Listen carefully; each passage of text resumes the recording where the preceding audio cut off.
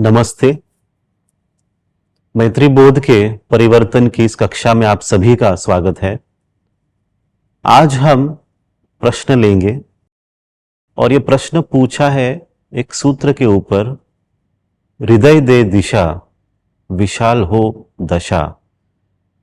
हमने उसे विस्तार से समझने की कोशिश की पिछले भाग में, पर जो प्रश्न आया है इससे ये होगा कि हमें थोड़ा सा और उसके बारे में जानकारी मिलेगी।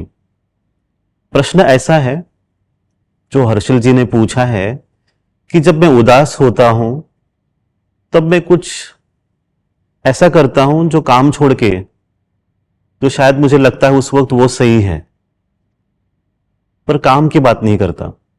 और जब शांत होता हूं तब मुझे कुछ अलग ही लगता है करने के लिए। तो ऐसे वक्त मुझे क्या करना चाहिए? सही क्रिया कौन सी होगी? अब आप इस प्रश्न को पहले समझते हैं ठीक से। हम आपको ये सिखाते हैं जैसे भाव भीतर से प्रकट होते हैं हमें वैसे करना चाहिए। और गहराई में जाकर देखें तो जैसे हृदय को आपको महसूस होता है, हृदय के भीतर, कि मुझे अब ये करना है, तब आप वो कीजिए। इसमें कहीं पर आपको भ्रमित होने की जरूरत नहीं है। जब उदास हैं तो जरूर ऐसे लगता है कि अकेले बैठें, किसी से बात न करें, या कभी किसी के ऊपर हम गुस्सा कर देते हैं, चिल्लाते हैं किसी के ऊपर। पर ये बहुत स्वाभाविक है, ये नेचुरल है। गुस्सा करना बहुत ही सहज अवस्था है। तो ये सब ठीक है, इसमें आपको उसमें कुछ गलत नहीं देखना है। दोनों अवस्थाएं अपने आप में सही हैं। पर हमें यहां पर क्या समझना है कि ये जो दोनों विचार है एक दूसरे के विरोध में तो नहीं है, परस्पर विरोधी तो नहीं है। जैसे अगर आप सुबह उठ के अपना काम करके रात को कुछ पैसे लेके आ रहे हो और आप अपने घर पे छुपा के रख रहे हो, या महंगी वस्तु है, बहुत महंगी वस्तु है, अपने घर में छुपा के रखी, ये सोच के कि कोई चोर ना आ जाए। अब ये विचार अच्छा विचार है कि हम अपनी चीजों को ठीक से रखें, छुपा के रखें जो महंगी है।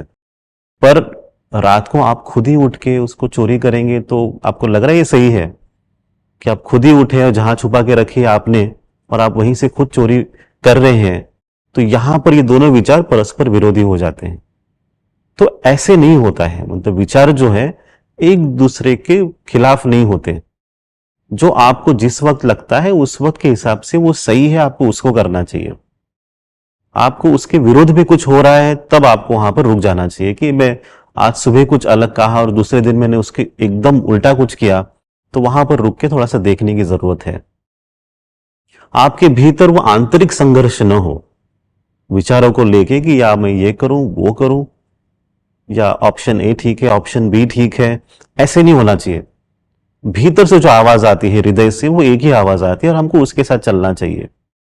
हम कहते हैं कि आपको सहज भाव में रहना है, मतलब ये कि हृदय के साथ रहना है, हृदय के भाव के साथ रहना है। कई लोग उसको थोड़ा गलत तरीके से देखते भी हैं, ये सोच के कि सुबह उठते हैं ऑफिस जाने के लिए और उसके बाद लगता है कि आज थोड़ा सा ठीक नहीं लग रहा है, थोड़ा सा आज एक छुट्टी कर ले। ऐसे ही उठ के ऐसा मन कर लेता है कि आज थोड़ा घर पे आराम ही कर ले, और फिर ऑफिस में फोन करना और उनको कहना है कि आज मैं बीमार हूं, या हमारी आंटी दूर की रिश्तेदार वो आज एक्सपायर हुई है वहां जाना है, या बच्चों को स्कूल में हमको बुलाया गया है कुछ मीटिंग के लिए, वहां निकल गए। पर आपको पता है कि ये सही नहीं है, आपके हिसाब से आपको पता है कि ये बात गलत है। पर आपको ये समझना जरूरी है कि हम जो बता रहे हैं, जो सहज भाव है, वो भीतर से आता है, वो दिल से आता है। आप जब उसे समझ लेते हैं तब आपको समझता है कि हाँ ये मेरे लिए सही करना है। अगर जैसे शरीर सुबह उठता है और कह रहा है कि नहीं जाना है, तो ये जो आपने आवाज जो सुनी है वो शरीर की आवाज सुनी है। अचानक ऐसे लगते चलो घूमने जाते हैं, तो ये मन की आवाज आपने सुन ली है। हम ये कहते हैं कि हृदय की आवाज सुनिए। और जब हृदय से आवाज आती है, हृदय हमेशा आपको क्या कहता है? अपना कर्तव्य करने के लिए आपको प्रेरित करता है, जो आपके कर्तव्य है।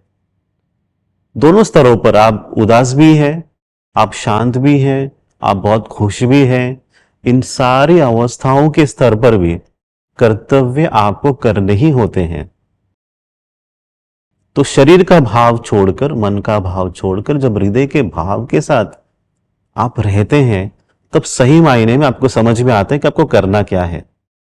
उसके लिए आपको थोड़ा सा और अंदर जाना होता है, अपने हृदय को महसूस करना होता है, भीतर की जो शुद्ध भावना है उससे महसूस करना होता है कि इस वक्त मुझे क्या करना है। जब भी आप भ्रमित हो, आंखें बंद करके अपने भीतर की आवाज को थोड़ा सा आप टटोलिए, थोड़ा भीतर जाइए और देखिए कि भीतर से क्या लग रहा है। आप उदासीन हो तब भी कोशिश कीजिए, आप शांत हो तब भी कोशिश कीजिए, बहुत खुश है तब भी कोशिश कीजिए।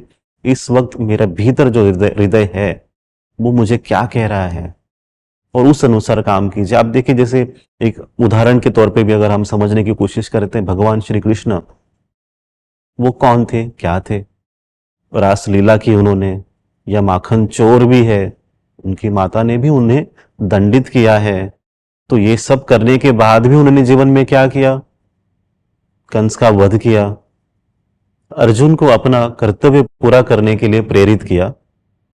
तो इससे क्या समझ में आ रहा है कि जो आपको जिस भाव के साथ रहना, आप उस भाव के साथ रह सकते हो, पर कर्तव्य जो है आपके, वो आपके द्वारा होते ही हैं, और उसके लिए जो दिशा मिलती है वो दिशा आपका हृदय ही दिखाता है। तो कर्तव्य के साथ रहना सीखिए आप, अपने आप ही सब कुछ आपके लिए सरल होते जाएगा। कहीं पर भी भ्रमित होने की जरूरत नहीं है। आज जो हमने बताया है इसके ऊपर भी कुछ प्रश्न है तो जरूर आप फिर से हमें पूछ सकते हैं। अगले हफ्ते फिर से एक नए विचार के साथ, एक नए सूत्र के साथ हम मिलेंगे। आप सभी का कल्याण हो, आप सभी का मंगल हो। नमस्ते।